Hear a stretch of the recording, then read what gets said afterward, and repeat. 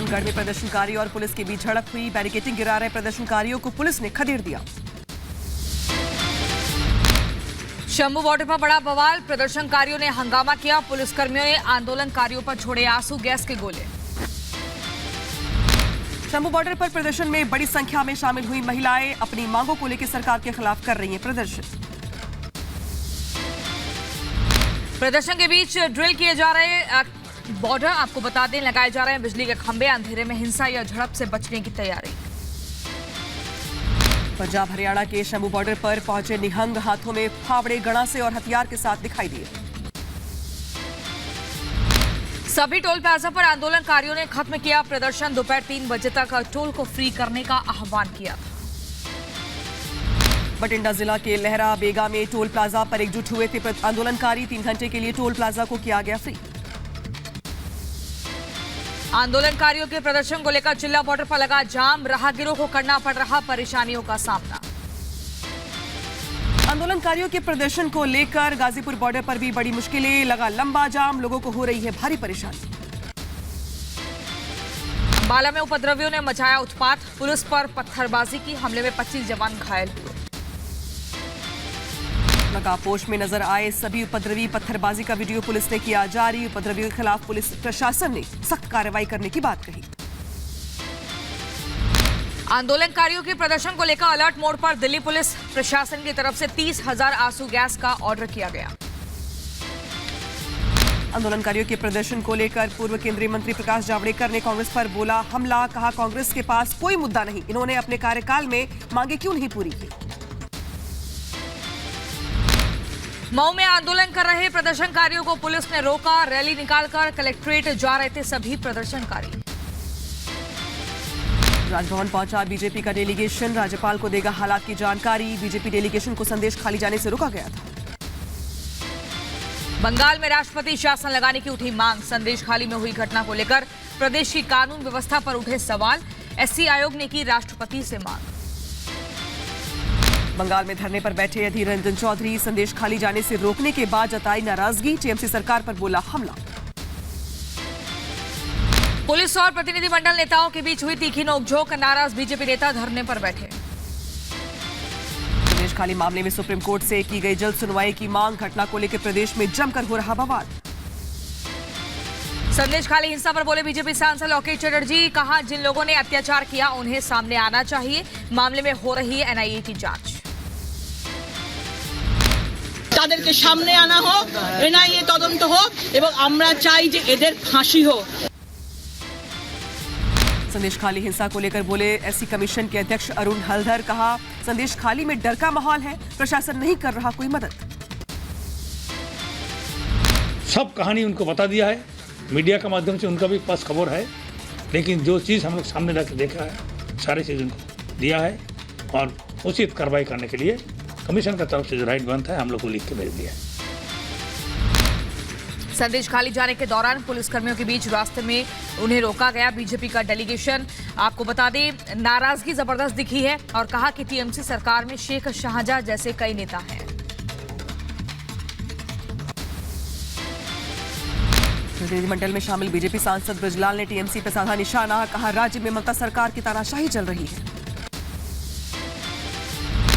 ये ममता दीदी की तानाशाही है।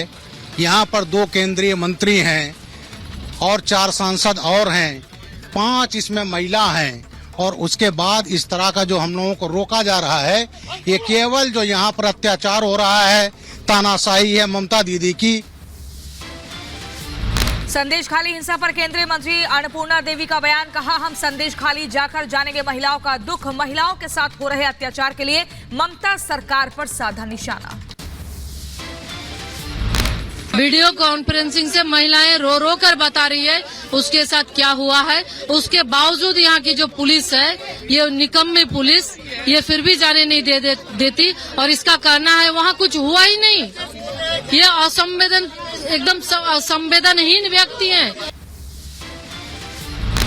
संदेश खाली मामले पर बसपा सुप्रीमो मायावती का ट्वीट सामने आया। संदेश खाली की घटना निंदनीय है, राज्य सरकार करे निष्पक्ष कार्रवाई, दोषियों पर हो सख्त कार्रवाई।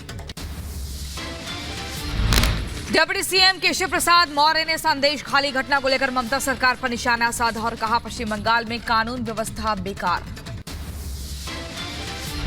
सबसे ज्यादा अत्याचार इस समय पश्चिम बंगाल में लोगों पर हो रहा है। ऐसी अराजक सरकार को कोई सह नहीं सकता है और इसका खामियाजा उनको तो 2024 के लोकसभा चुनाव में ही भुगतना। संदेश खाली जाने के दौरान बीजेपी डेलीगेशन को रोके जाने पर बोली बीजेपी विधायक अग्निमित्रा पॉल, कहा महिलाओं पर हुए अत्याचार को दबाने का प्रयास किया जा रहा है। मिथुन चक्रवर्ती का बंगाल सरकार पर हमला, का संदेश खाली की घटना बहुत दुर्भाग्यपूर्ण, महिलाओं की आवाज दबा नहीं सकते, इससे घिनौना कुछ हो नहीं सकता। যদি মহিলাদের সাথে এইভাবে ব্যবহার হয়, মহিলাদের সাথে এইভাবে তাদের ইউজ করা হয়, আই থিঙ্ক এর থেকে ঘৃণনীয় কাজ কিছু হতে পারে, इससे ज्यादा घिनौने काम कुछ नहीं हो सकता। संदेश खाली हिंसा पर बोले कांग्रेस नेता अधीर रंजन चौधरी, कहा हम संदेश खाली जाने की कोशिश करेंगे, ये हमारा अधिकार है। कोशिश करेंगे जाने के लिए कि अधिकार है हमारे। बीजेपी वाले क्या कहते हैं इसमें हमें क्या। पश्चिम बंगाल के आसनसोल में भी बीजेपी कार्यकर्ताओं ने प्रदर्शन किया, संदेश खाली की घटना के खिलाफ जताई नाराजगी, जमकर किया विरोध प्रदर्शन। पश्चिम बंगाल के तामलुक में बीजेपी कार्यकर्ताओं ने किया प्रदर्शन, एसपी कार्यालय के सामने तोड़ी पुलिस बैरिकेडिंग, ममता सरकार के खिलाफ जताई नाराजगी। हरियाणा दौरे पर प्रधानमंत्री नरेंद्र मोदी रेवाड़ी में कई परियोजनाओं की बड़ी सौगात दी, रेवाड़ी एम्स की आधारशिला रखी। रेवाड़ी में पीएम मोदी ने जनसभा को किया संबोधित, जनता का लिया आशीर्वाद, बोले जनता के आशीर्वाद बड़ी पूंजी है। लोकतंत्र में सीटों का महत्व तो है ही, लेकिन मेरे लिए जनता जनार्दन का आशीर्वाद ये मेरे लिए बहुत बड़ी पूंजी है। पीएम मोदी ने लोकसभा चुनाव को लेकर बड़ा दावा किया और कहा अब की बार एनडीए 400 पार। तो आपका आशीर्वाद है अब की बार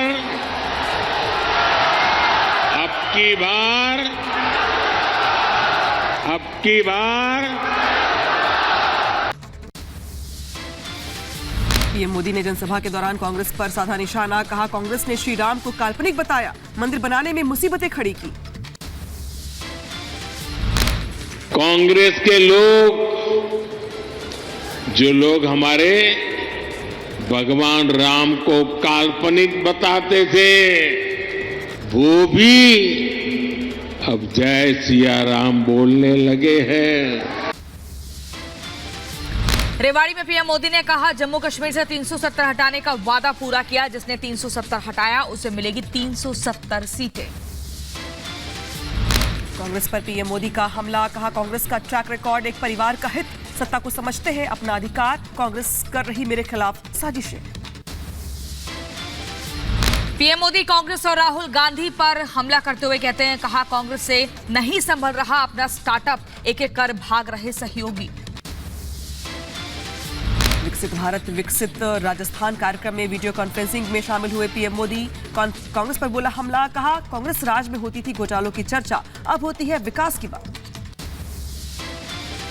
पीएम मोदी ने कांग्रेस पर हमला बोला, कहा कांग्रेस के राज में था बिजली का संकट, बिजली के अभाव में विकास नहीं था संभव, अब हालात बदल चुके हैं, हमने बिजली के संकट को दूर किया।